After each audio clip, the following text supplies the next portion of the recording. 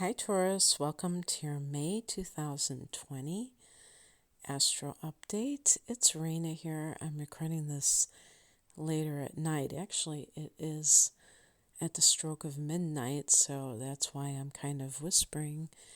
And happy birthday, because most of you are born in May. It's such a great time of year when it's your birthday month, isn't it? I think it always feels like it's Christmas and, just a ray of sunshine, no matter what time of year it is, when you are anticipating that solar return. And the sun is in your sign, of course. And so, because the sun will go into Gemini on the 20th, you're going to have the sun first in the first house and then in the second house. So there's this emphasis when the sun is in the first two houses on perhaps your outer and inner value. And the outer value can be anything from your appearance to your life in general, like how's it going? The first house is the self, so it's kind of the overall picture. And the second house is your earned income sector, and the sun going there from the 20th onwards is more of the self-esteem, and that the sun there can boost that, but also your earned income. So that can be some sort of creative ideas to make that happen. And there will be a new moon in that sector on the 22nd of May. So that could indicate new areas of growth for you when it comes to the money that you earn. And the other thing, too, that is significant about this month is that a full moon will fall in your opposite sign, Scorpio, 18 degrees of Scorpio on the 7th, and this is in the relationship sector, the 7th house. You rule the second house of earned income, and you're ruled by Venus. Well, the 7th house is ruled by Libra, and Libra is ruled by Venus as well. So we can say that you have a connection to the 7th house because your ruler rules that one as well. So a full moon in the 7th house can be particularly significant for you, especially if you are currently in a relationship, because this can indicate that there is some kind of development there. In some cases, if your relationship is on the brink of disaster, this can be a time when it's easier to make that break, when it's easier to let it go, because it can heighten the emotions, it can bring clarity, or how could I put it, illumination to what is going on. And when there's a full moon, the sun and moon are opposing one another. So at the time of this full moon in Scorpio, the sun is in Taurus and it's in your first house. So you are honoring yourself. You have that strength at that time if you need to leave a relationship. And by the way, all of these transits you have to take with a grain of salt to some degree, because not only may they occur to you in a different way, and the timing may not be exactly as I'm suggesting, because everybody's chart is different, but there may be another interpretation for what I'm saying. So it may shake out for you in a different way. But these are themes that can, give a general idea. And for people who are in a happy relationship, having the full moon in the seventh house can simply be a time when you learn even more about your partner. Even if you've been with that person for 30 years, you may gain even new insight. Maybe they open up to you about something that happened to them, and it brings you closer together because you feel that intimacy, that emotional intimacy, even stronger. So, other things that are happening this month, I think that one of the most significant things actually is the fact that 3 planets are retrograding. Only one, one is a personal planet, and it's actually your ruler. Venus retrogrades on the 13th at 21 degrees of Gemini. So this is in that money house, second house that you rule. And so Venus is retrograding in its own house, and because it's going to go down to 5 degrees of Gemini, so it's going direct June 25th. And so basically, when you're having this retrograde period for, I guess it would be approximately 6 weeks, a little bit less than that. A Venus retrograde can indicate in the second house that you are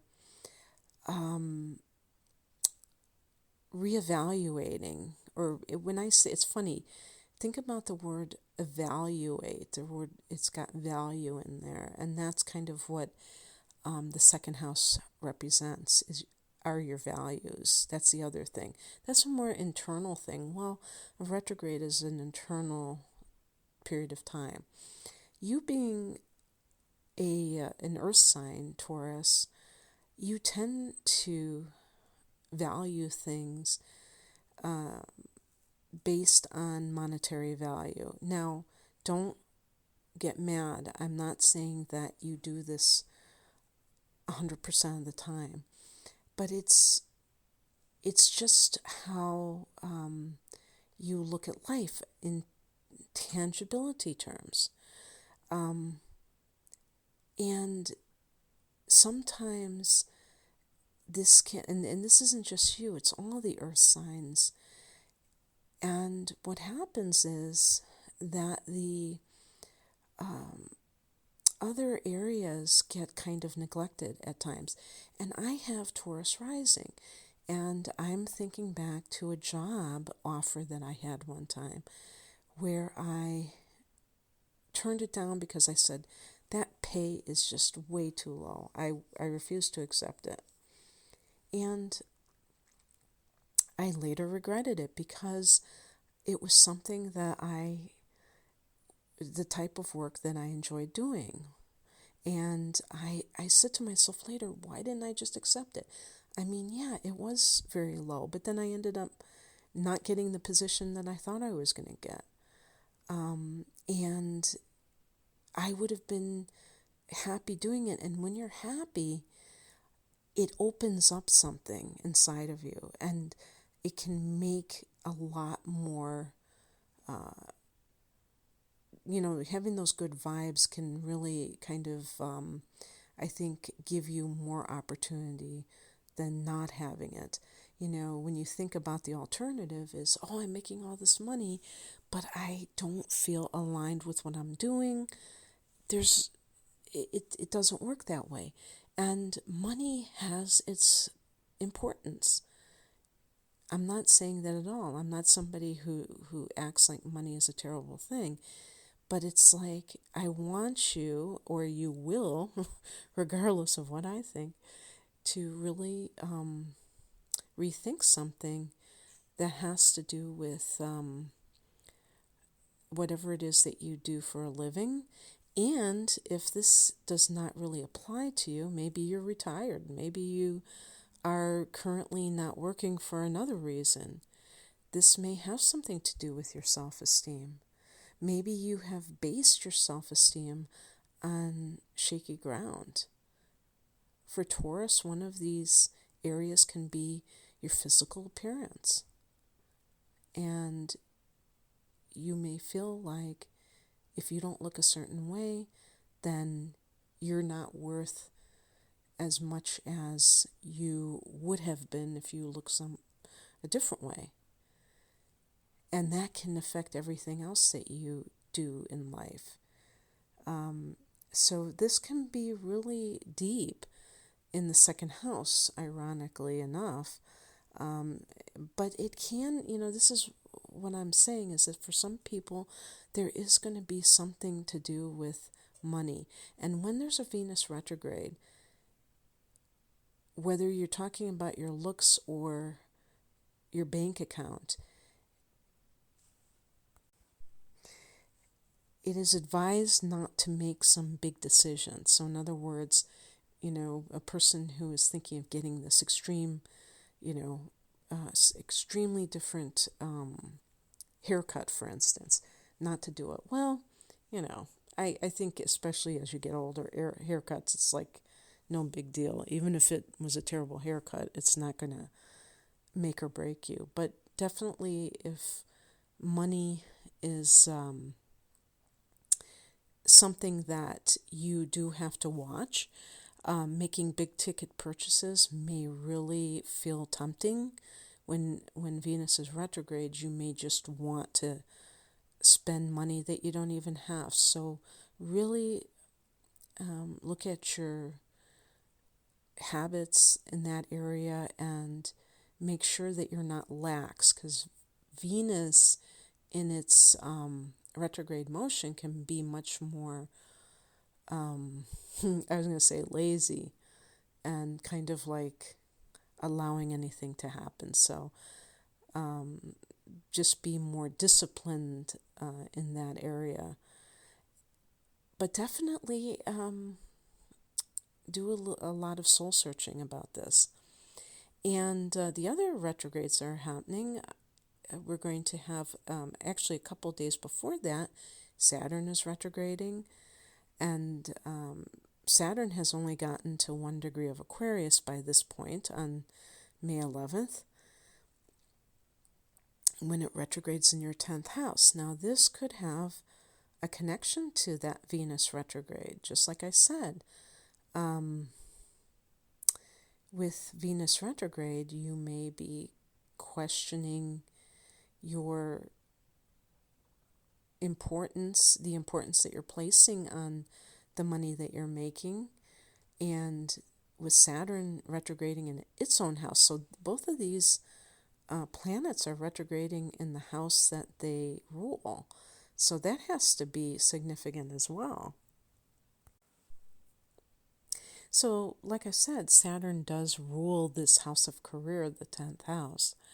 And when Saturn is transing the 10th house, this is the time when you want to anchor yourself. The symbol of Saturn looks like an anchor. And that means that you are creating stability in this area, not just for the present time, but for the future. And so Saturn is a 30-year cycle through all the signs of the zodiac, and you want to, Saturn is about old age, so that means like the future, and so that's why you want to get things set up for the long haul. So Saturn isn't about a flash in the pan success. It's about continuous success. And it's like building. And when Saturn retrogrades in the 10th house, the 10th house is also your place in the world. And this can be, a time to reassess that. What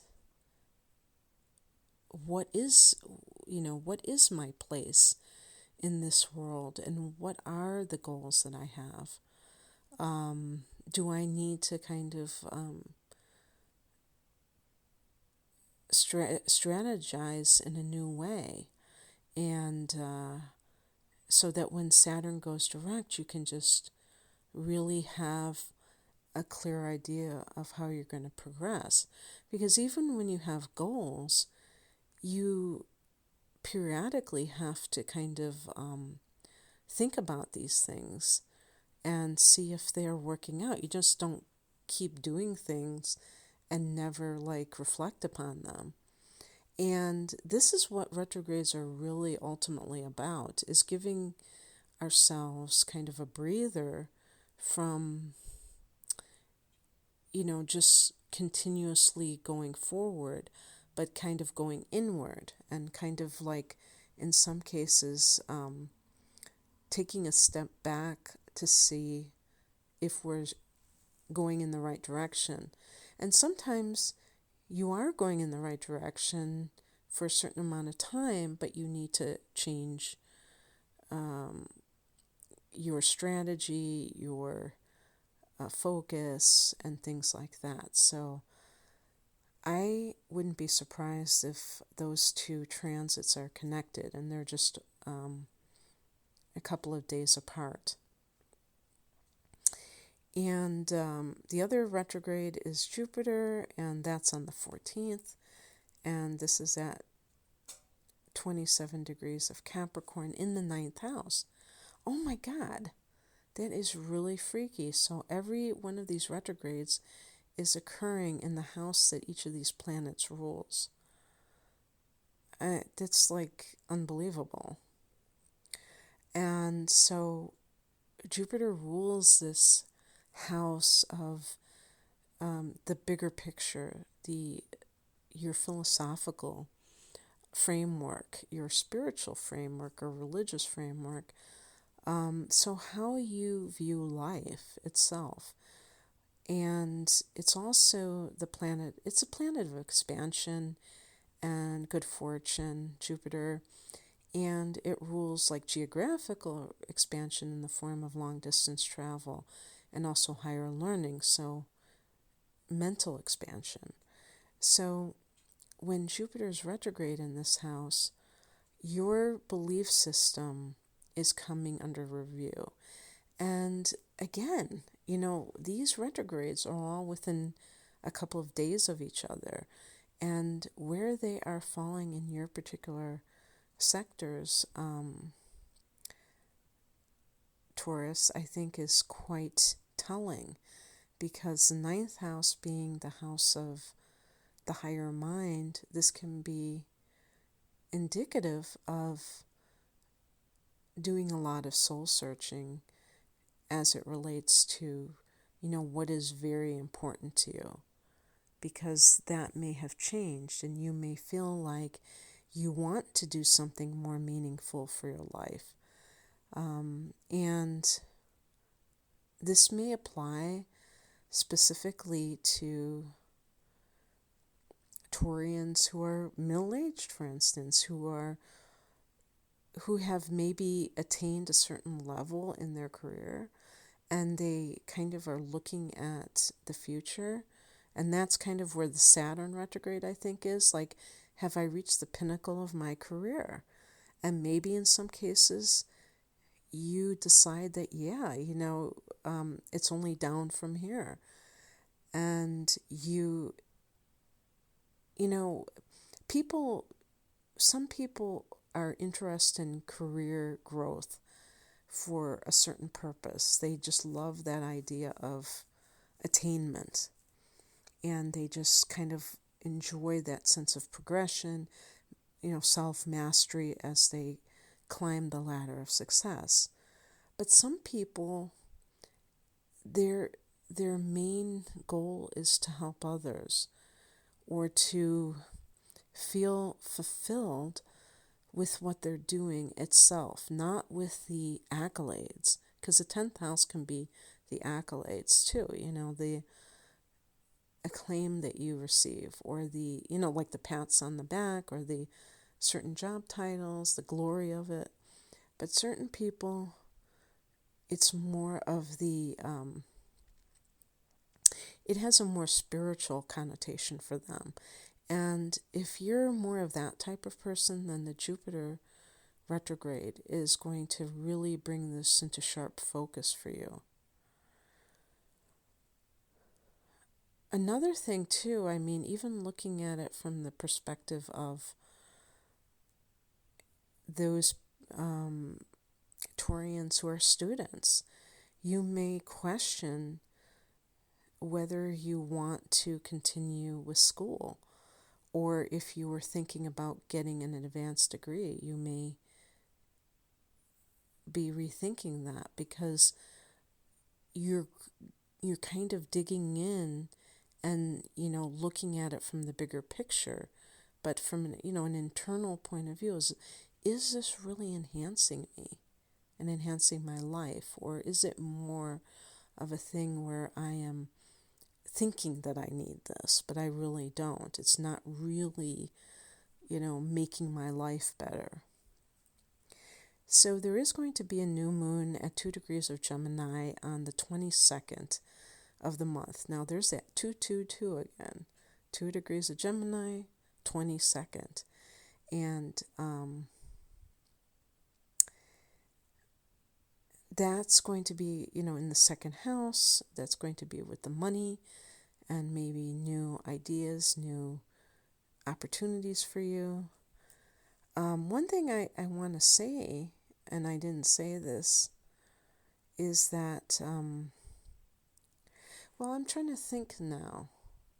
Yeah, when Jupiter retrogrades, it can indicate some opportunity that you missed out on the first time around, that has the, that is related to the house where it's retrograding. In this case would be the 9th house.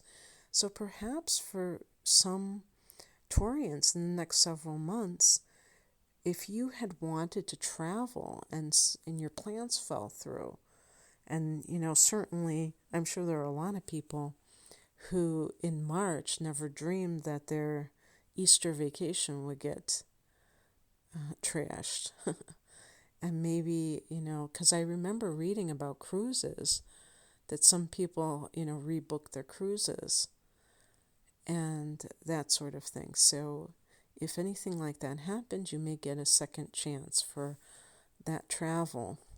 Not necessarily in May, but at some point while the retrograde is still happening, which will be for several months. I can't remember when Jupiter goes direct again, but it does have quite a long transit. Several months from now. Anything else that I wanted to bring up? Well, I'll just say one more thing. Mars goes into Pisces on the 13th, and this is on the same day that Venus goes retrograde. So the house that Pisces is for you, Taurus, is the 11th house of hopes and wishes. And the reason this is so interesting is that this can indicate that you're fighting for your dreams. And it's possible that some Taurus people are really experiencing great shifts, especially if your sun is at or rising sign is at an early degree of Taurus, like within, I would say especially, well, we could just say from 0 to 9 degrees or so of, or 10 degrees of Taurus, the first decan of Taurus, because Uranus is going to be at 6 degrees of Taurus at the time in this May period, and this could indicate that you're being very influenced by that revolutionary type of transit, and you want to break free, you want to do things differently. And that's why I say with the Venus retrograde and the Jupiter retrograde specifically, no, and even the Saturn retrograde, because Saturn is in Aquarius too, that you may do things differently. And if you typically are the type of Taurus person who is really motivated by making money, you may, surprise yourself and say, that's not enough for me anymore. I have to feel like I'm helping people, or I have to feel like I'm using my talents. I don't feel like I'm doing the best I can because I'm not really into what I'm doing. And so, anyway, I think that this is going to be quite an interesting month for you in more than one way. And happy birthday again to you, Taurus. If you would like, I would love to look at your natal chart. I would love to give you more specifics about the themes that are happening to you in this next solar cycle for you. I have natal chart readings. Please go to ReinaMoonAstrology.com if you're interested. I have the link to my online ordering page below for your convenience. Thanks for listening. Take care. Bye.